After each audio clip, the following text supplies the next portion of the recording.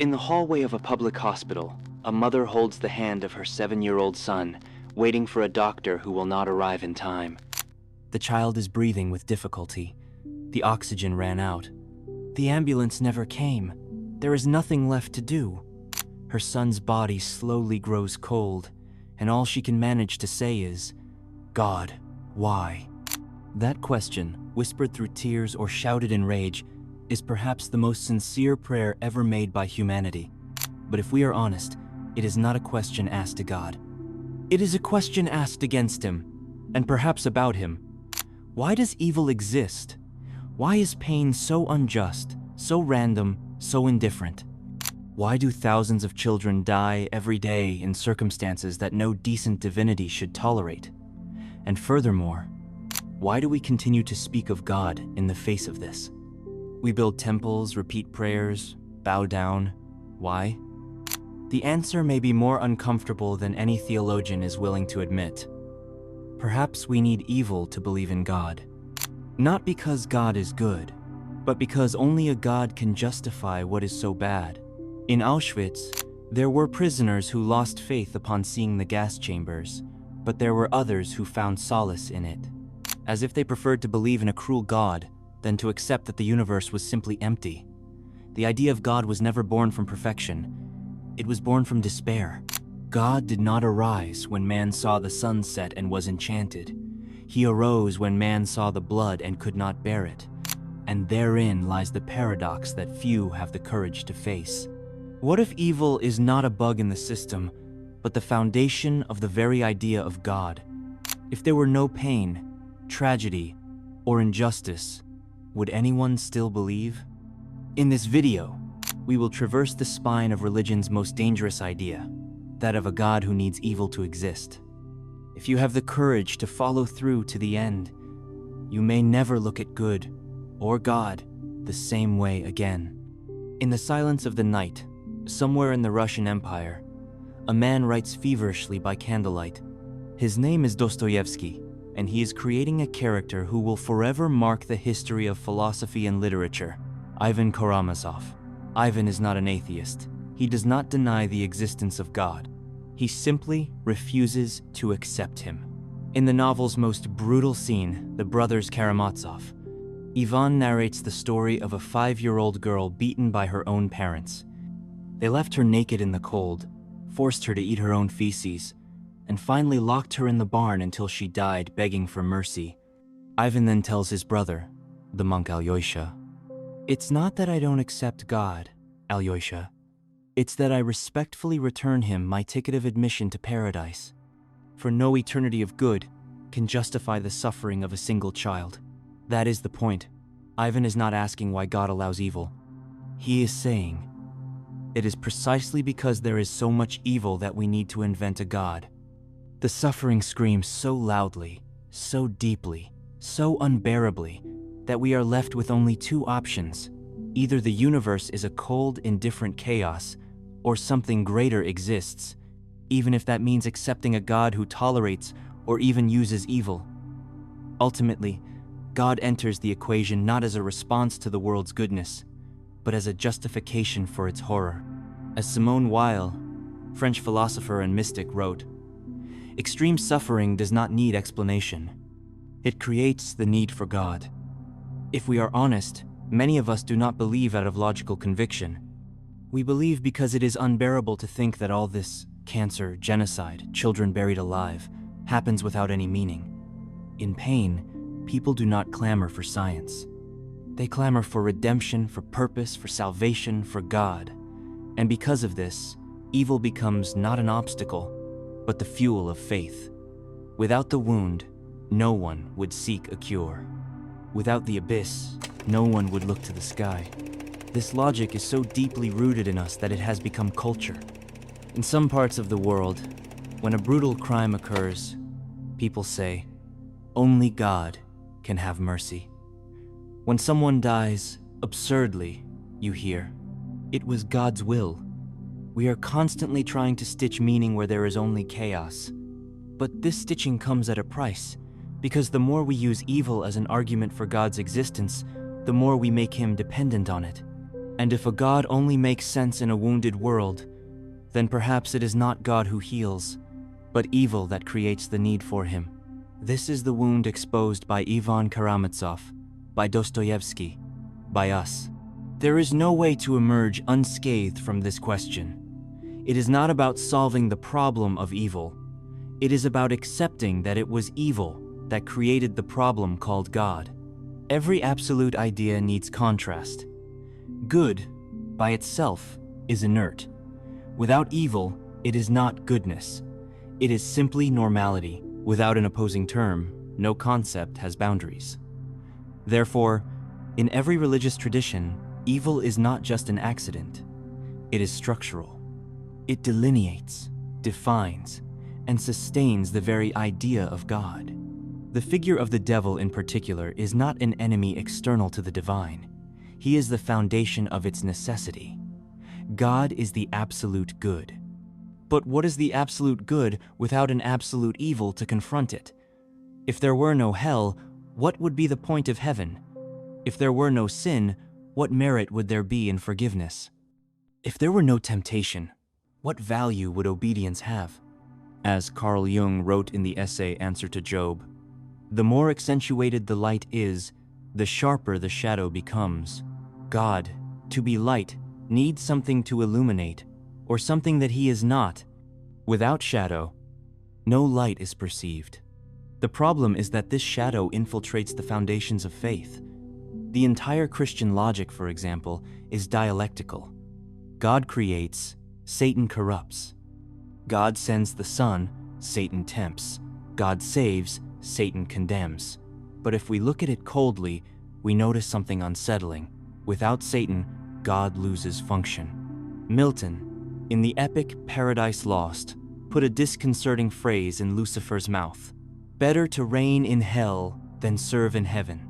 But what he doesn't say, and what Milton hints at, is that heaven also needs hell to exist. This is not a heretical statement. It is a structural observation. The theologian Paul Tillich wrote, "Every religious symbol depends on its symbolic opposition for survival." In other words, if we abolish the devil from theology, the entire symbolic engineering of faith would collapse. The very idea of free will, the moral pillar of evil's existence, depends on a real choice between two paths. But if evil did not exist as a concrete possibility, that choice would be false. And a God who grants free will without allowing evil would be an illusionist, not a moral creator. This is where religion stumbles on its own foundation. It fights evil, but it needs it to keep faith alive.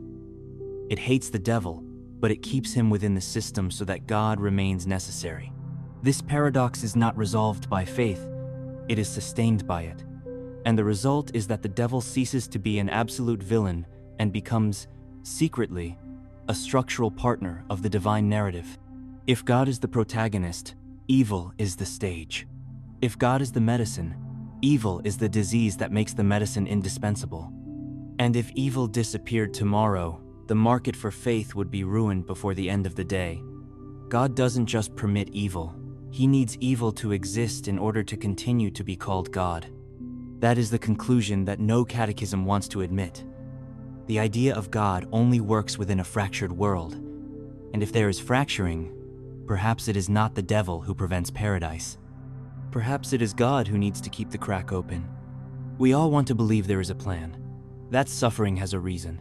That an invisible hand is guiding everything toward a happy ending. But daily experience pushes us elsewhere. We live as if there is a purpose, but we only find silence.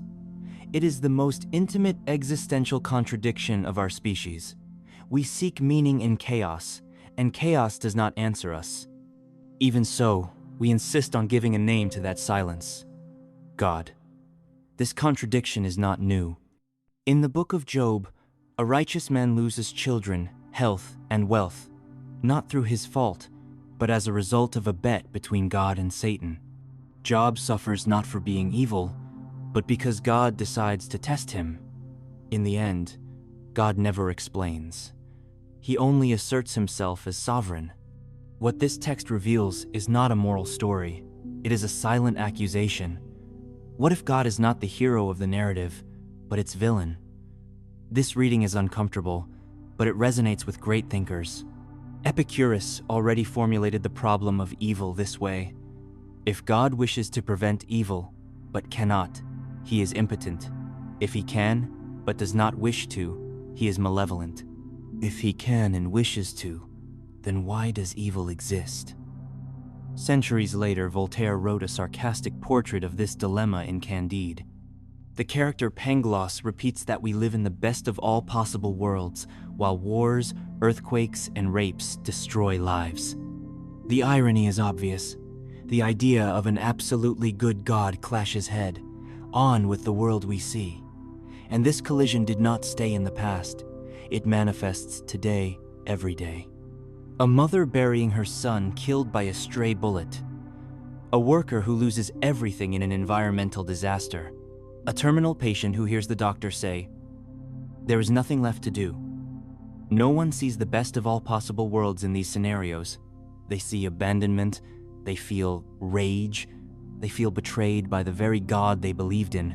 Psychology shows that, in moments of trauma, people often reconfigure their image of God. Research on personal theodicy, Pargament, 2007, indicates that traumatized believers tend to migrate to a vision of God that is more distant, impersonal, or even cruel. Not because they want to, but because experience forces them to. The benevolent God seems to die the same day that the pain becomes unbearable. This is real life. It is not just philosophers who perceive the contradiction. It is all of us in practice. With every tragedy, with every news of a genocide, with every malnourished child in a hospital line, the question beats, if a good God exists, where is he? And it is at this point that a brutal truth imposes itself. The figure of God, as we inherited it, does not answer the problem of evil. She is part of the problem. When we accept the narrative that everything is God's will, we make pain not only bearable, but legitimate. And by legitimizing it, we repeat a cycle of powerlessness. Nietzsche, in On the Genealogy of Morality, warns that religions not only tolerate suffering, but transform it into value, into merit. Suffering becomes currency to buy salvation. And thus, evil ceases to be just a scandal. It becomes a sacred instrument. This is the concrete application to our lives. As long as we continue to uncritically accept the idea that God is the author or arbiter of all suffering, we will remain trapped in an ancient psychological mechanism, that of justifying violence with transcendence. In the end, the question, why does God allow evil, should perhaps be inverted. Why do we need a God who allows evil? This inversion returns us to the present, to real life, to possible choices. There is no guarantee of easy answers, but there is a gain in lucidity. And that lucidity, though painful, is the only way to break the cycle. It is 7 in the morning. The alarm clock rings, but you are already awake, tossing and turning in the darkness, trying to gather the strength to get up. The coffee cools in the cup as you put on random clothes, grab your phone, and head out, almost on autopilot. In the subway, dead faces. At work, empty meetings. Back home, the same silent question, is this all there is? There is no tragedy, no war, no apparent hell, but there is an overwhelming silence. And it is in that silence that many people collapse, not from an excess of evil, but from a total absence of meaning. The world without evil that so many religions promise seems to be the same world where boredom, alienation, and anguish grow in silence. We live without great pains, but also without great reasons. It is no coincidence that even people with perfect lives, stability, health, family, fall into depression. The World Health Organization estimates that over 300 million people worldwide suffer from depressive disorders. A large part of them do not live through an objective tragedy. They live what Albert Camus called the deaf irritation against life. The feeling that something essential is missing, but you cannot name it. This feeling is so common that it has become the backdrop of modern culture. Series, music, social media, everything revolves around the same disguised restlessness. How to pretend that life has purpose when, deep down, everything seems weightless. And it is here that the absence of evil reveals another kind of problem. Without extreme pain, we lose the contrast. Without the horror, we lose the urgency. Without the chaos, we lose the search for transcendence. Nietzsche foresaw this when he declared the death of God. It is not that God ceased to exist, but that we have ceased to need him. Life has become so functional, so domesticated, so predictable, that even the sacred was left without function. In the sanitized world, hell disappears, and with it, heaven also disappears. Religion loses power not because it was refuted, but because it lost relevance. It is not that modern man stopped believing, it is that he stopped feeling he needs to believe. And that did not bring peace. It brought void. The silent utopia we live in, without great suffering, without great crises, makes us float in a kind of existential anesthesia.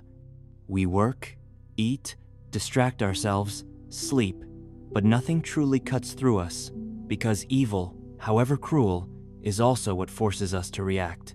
Ultimately, pain remains what breaks the inertia. It is what pulls faith out of stagnation. It is what gives existence the weight that routine steals from it. Perhaps that is why, even in times of peace, human beings create artificial tragedies. Vices, conflicts, self-sabotage, gratuitous violence. Not because they want to suffer, but because they cannot bear to live in a world where everything seems controlled. And yet, nothing makes sense. A world without evil is not paradise. It is the cold mirror where we finally perceive that the evil was perhaps not outside, but inside. In our loneliness, in our haste, in our lack of courage to face the void. And it is that void, not evil, that can make God irrelevant. Either God needs evil, or we need to be done with God. If suffering is the foundation of faith, then faith is contaminated from the origin.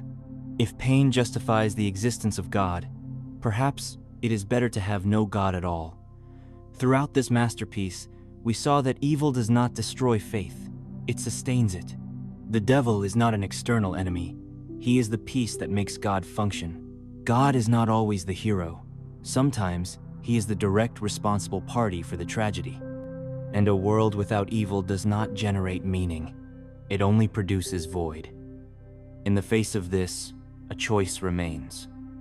Either we continue to accept this cycle where evil justifies God, and God justifies evil, or we assume, once and for all, that the responsibility is ours. If there is no divinity watching us, testing us, or punishing us, the answer to pain is not prayer. It is action. Misery has no hidden purpose. Injustice is not a test. Tragedy has no message. If any meaning exists, it can only be built from the human choice to confront evil, not to spiritualize it. As Albert Camus wrote in The Myth of Sisyphus, the absurd is born from this confrontation between the human call for meaning and the irrational silence of the world. But Camus does not stop there. He says that, even in the face of the absurd, man must resist, and resisting is creating value where there is none. Perhaps God needs evil to exist, but we do not. We do not need evil to love, to care, to transform. And perhaps that is the final point of this whole story. If God depends on pain, it is time to let him die, so that life can finally live. If you have made it this far, it is because you feel the weight of existence, and yet, or precisely because of that, you continue to seek lucidity. This channel exists because of you. With every video, with every comment, with every moment you hear something that no one else has the courage to say, a small spark of consciousness ignites. And if that flame is still alive, it is because there are people keeping it lit. To the members who already support this project, you are the backbone of all this. Without you, this kind of content simply does not exist. Thank you truly for sustaining a space where one can speak of the real, without fear, without filter, without easy relief. And if you want to go even deeper into this journey, I want to extend a special invitation to you. Pessimist Philosophy, The Lucid Darkness. This is not a course for those seeking comfort. It is a one-way path, a philosophical journey through the darkest zones of the human condition, without promises of salvation, but with the real possibility of profound inner transformation. If you feel that you need to look at suffering head-on, without spiritual crutches or comforting lies, this course was made for you. You will find the link in the description. And if you want to strengthen the channel in other ways, there are two direct paths: becoming a channel member and accessing exclusive content, behind the scenes, closer conversations. Or using super thanks, a simple gesture, but one that immensely helps keep this work standing. But know that just by being here, watching until the end, reflecting, commenting, sharing, you are already part of it. And it is immense. You are part of a rare community. People who do not run from the truth, people who look at the world as it is, and yet keep going. Lucid, brave, alive. Thank you for walking together. Until the next video.